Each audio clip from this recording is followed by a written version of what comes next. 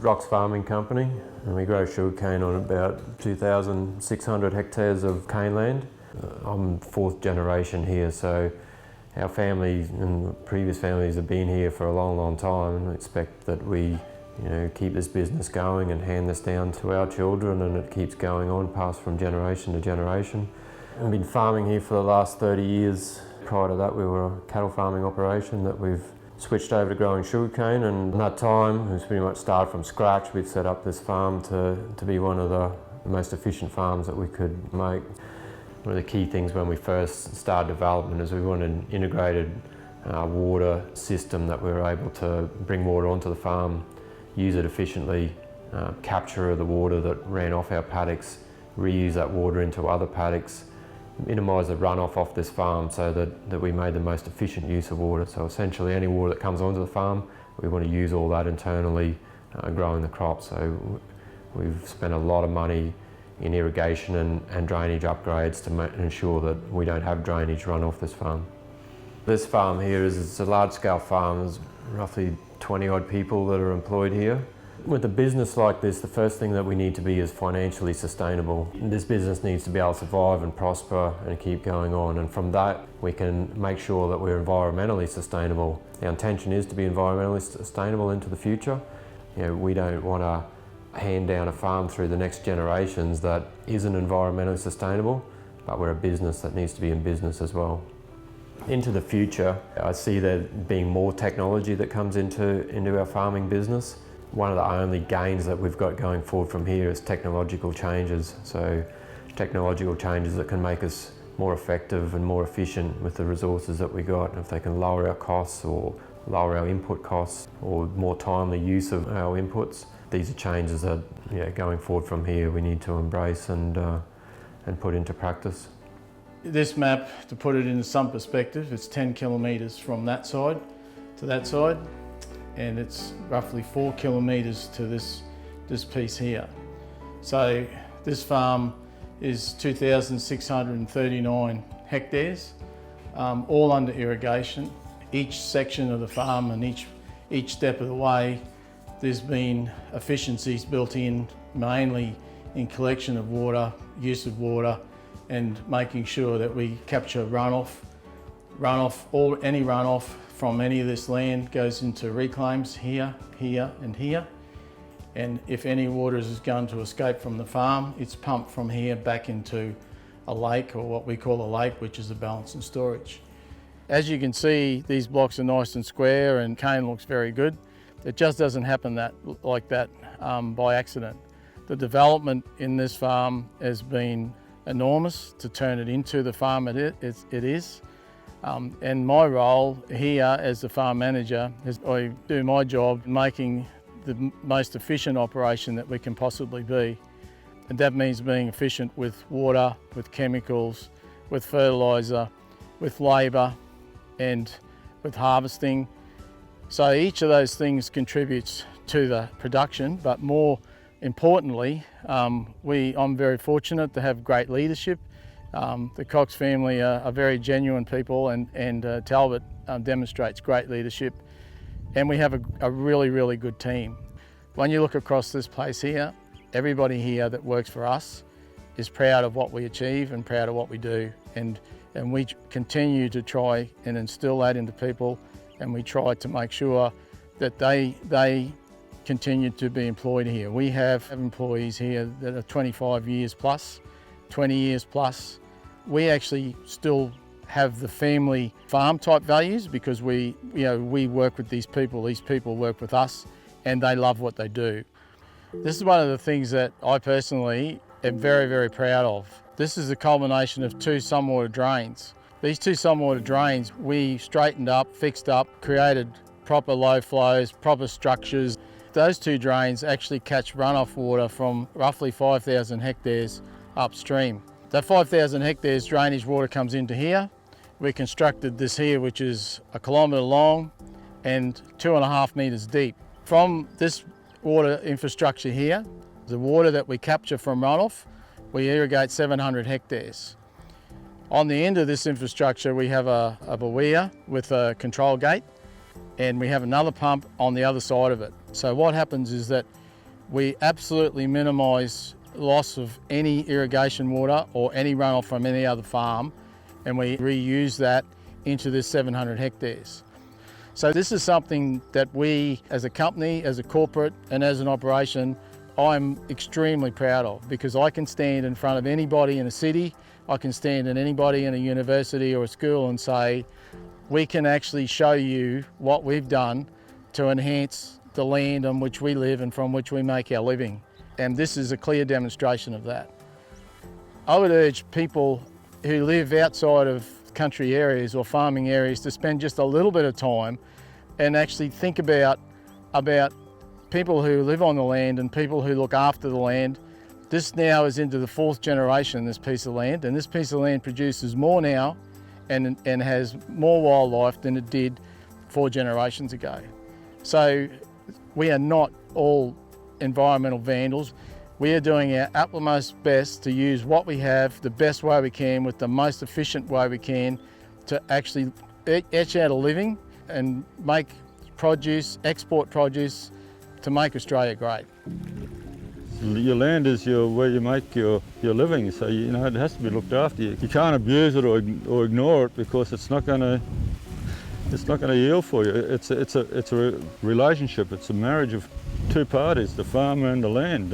We're land managers. We have to do what we have to do to maintain it and sustain it. Otherwise, business is not good. Just giving you a brief outline of what we've done here with my son and I. This line here basically delineates the older part of the Beroun, which is the delta managed by the lower Beroun water, and the newer part, the Briar, which falls under the management of Sunwater for irrigation. The first obvious thing is the layout in the farms. You've got a very well organised modern farm layout system here in the Briar, which was developed in the 90s, late 80s, early 90s. The older parts here in the Beroun, which is a mosaic of farms that were developed over 100 years ago. They would basically followed the landform, and infrastructure grew around that, which creates a number of problems within itself. Whereas the infrastructure out in the Briar here is all very well organised. It's all very lineal. Water infrastructure, road infrastructure is all very well organised. Whereas we zoom across the scope into here, and you can just see it's a patchwork. It's really difficult to bring the scale of farming into this area as what's been able to achieve out in the Briar. But our story is here in the Delta, and that's our farms in the Delta here. As you see them now is a completely different picture to what they were 5 years ago, 6 years ago. When we started on this journey, our farm layout was a patchwork like the rest of the neighbouring properties. They were just bits and pieces and all over the place. That was 2014 when my son and I decided, well, if we're going to stay in this business and make a business out of it, we need to make some changes. 2021. That's our new farm layout. You can see the change has been phenomenal. All this work obviously doesn't come about a lot of effort and a lot of expense.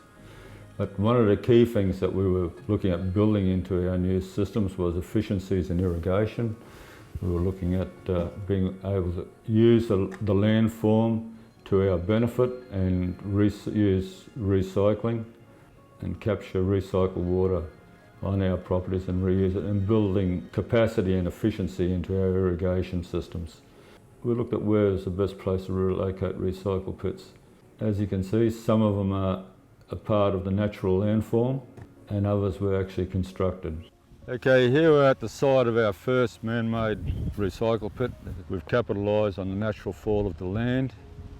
So all this water we've approximately here, we have 80 hectares of land that drains all to this point, and as the recycle pump over there pumps it back into the system and it's reused. So no irrigation water is lost off farm here. It's everything that runs out of the fields is captured here and pumped back to the top of the farm.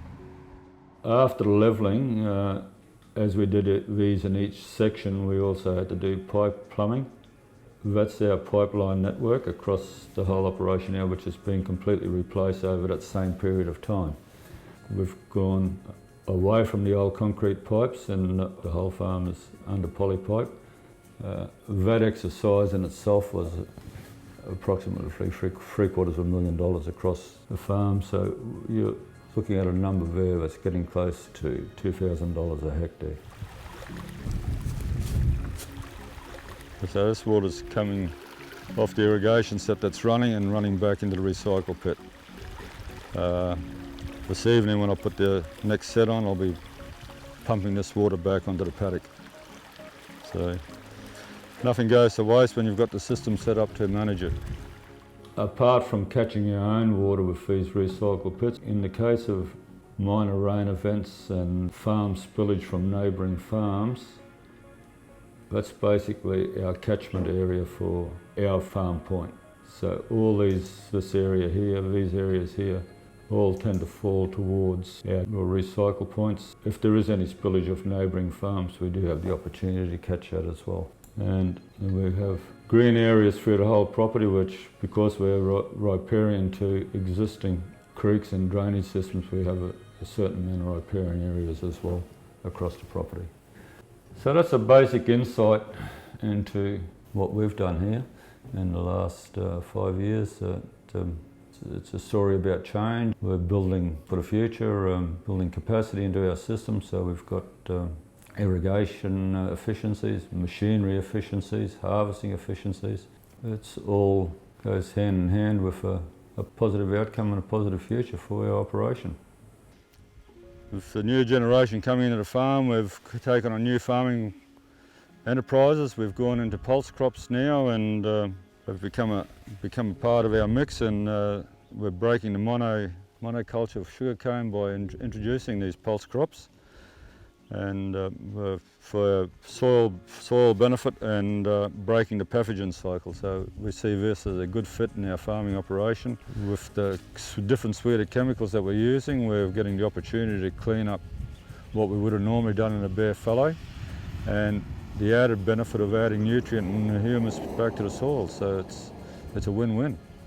It's a win for the environment, it's a win for the farm, and hopefully it's a win for the cash book.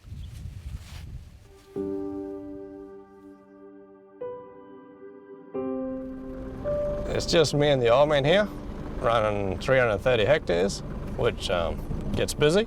But yeah, I got a couple of mates that bring in when we're really, really busy, but like I say, it's busy. There's nothing really exciting about it. It's just busy.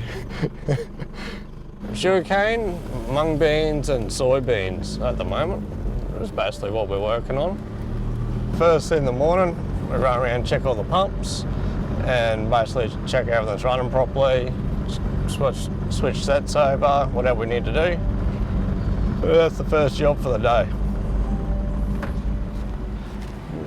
So just checking channel height here, make sure the pontoon's still floating in clean water, and everything seems to be good.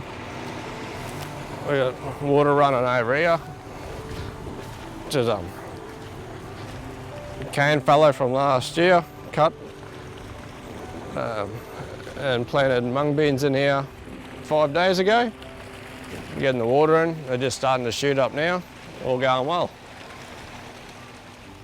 All right, so down here, this is basically the bottom of the point. So this is our spillway, which basically, this runs down to here, and this is the lowest point. Everything from here, if there's water run over here, that means everything is chock-a-block. Now with that GPS leveling now on the excavator, we've managed to get everything back on the grade it's meant to be, so it's all working fine at the moment. As you can see, it's dry. It's not a cheap exercise, but if you can secure a bit of water for yourself, that's probably the best repayment, I guess. We started here probably 30 years ago. We were one of the first farms to come to BRIA when the government decided to resume this property and subdivide up for farms. We cleared it, levelled it, and it's been a slow process the last 30 years. There's been some great times. We had a lot of family involvement in the early days when we cleared the property. It was a family effort, You know, the children helped us even stick pick in the early days when we cleared the property. There's been a lot of enjoyment times, there's been some hard times, particularly when prices crashed. That was a difficult time, and everybody sort of pulled their weight, not too many expectations, and we got through it. So, you know, I'm very happy. We've created something, and the district's prospered from it. If you look around, it's environmentally friendly, gone to great lengths as far as sediment runoff, water recycling systems, spray programs, farming techniques, applications of fertilisers. Come a long, long way from, you know, what was farmed 100 years ago to something very environmentally friendly, and that will progress in time. So yeah, look, yeah, we're as one. We try and work with nature. You know, we respect it, and hopefully it respects us, so that, you know, there's a bond there, and we both move forward. So employment, Mother Nature, yeah, we'll get there. It'll all happen. It'll all happen slowly. It's a process.